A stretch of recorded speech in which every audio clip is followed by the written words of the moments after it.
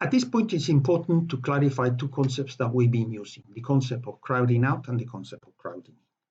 Crowding out effects take place when rising public sector spending drives down or even eliminates private sector spending. This is a typical effect of the short-term government spending strategy, where the government takes control of the entire economy so that to assign resources in the direction that of eliminating or controlling the COVID-19 pandemic. The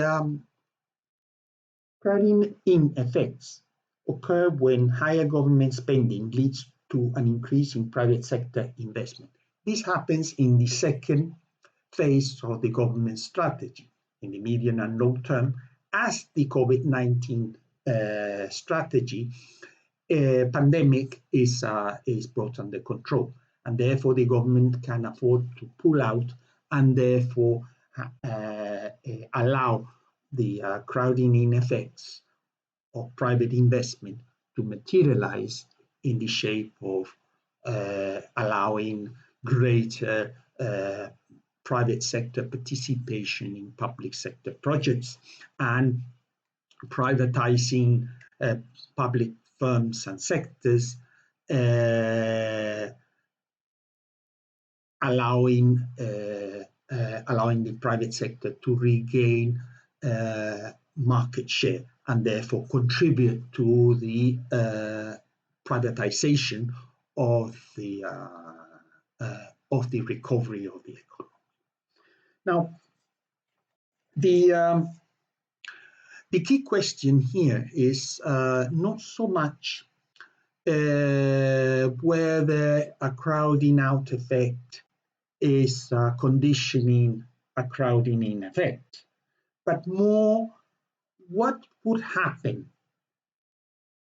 should the pandemic continue for longer than expected. As we saw before, this would inevitably lead to a rise in government spending, at least in the short term, limiting the capacity of the economy ever to recover. The reason for this has to do with the fact that as the government engaged in the short term in a sort of wartime economy where all sectors were under the control and guidance of the government, and the government decided the allocation of resources and people to the fighting of the COVID-19 pandemic, created a situation where the certain sectors where household spending was important were not being prioritized. These sectors, such as, for example, transport,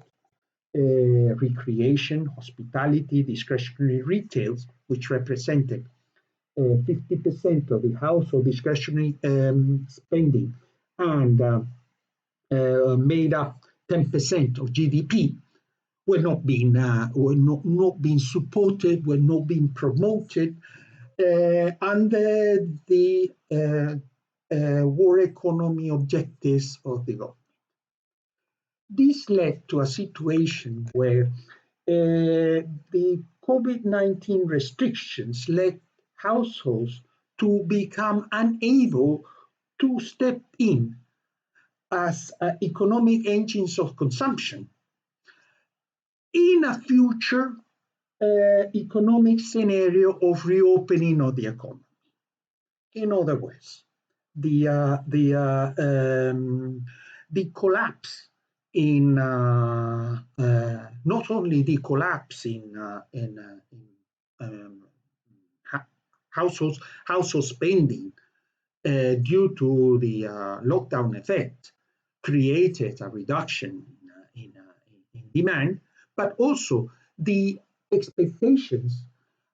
regarding the length of time it would take the coronavirus to recede led to an even greater reduction in household consumption, making it impossible, therefore, to consider, in the medium term at least, a reopening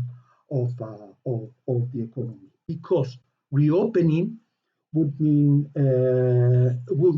reinforcing of an austerity situation due to the factors I outlined before,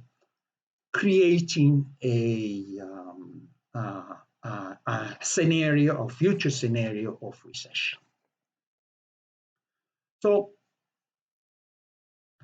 the whole dilemma between reopening or not reopening reduces itself to the simple question of what would governments do when efforts to defeat the virus end.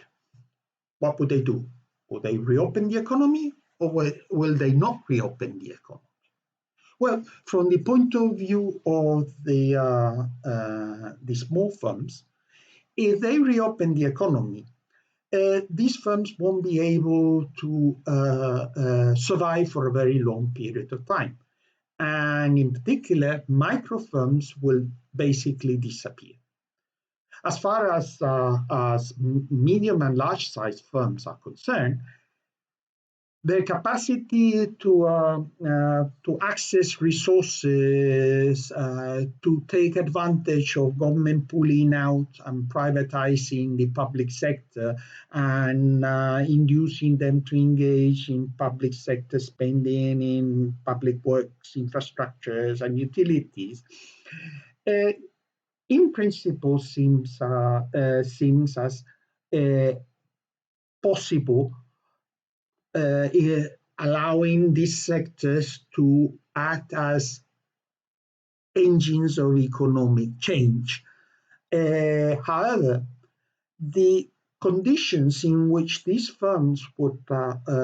undertake this investment will be very negative, given that household spending will be very low, unemployment will be very high, and public sector fiscal measures will be such as to render the entire market scenario in which they would have to undertake these massive investments to help the economy to recover will not be the ideal. Limiting or retarding the recovery of investment, given that they will be forced to undertake a survival of the fittest type of scenario, in which the firms were only the very, very large firms will be able to survive, and they will undertake the investment only in the very long term, given that the conditions, the market conditions, will not be ideal for them to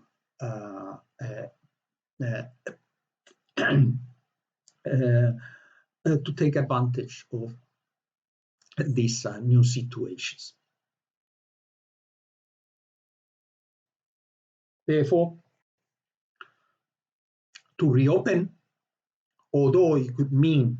creating a rising tide of productivity and economic prosperity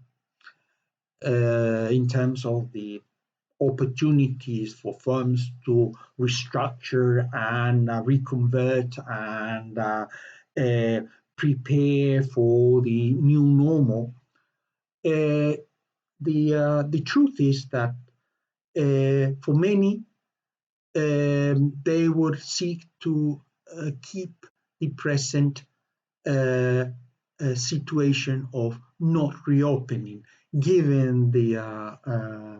perspectives associated with the post-pandemic conditions.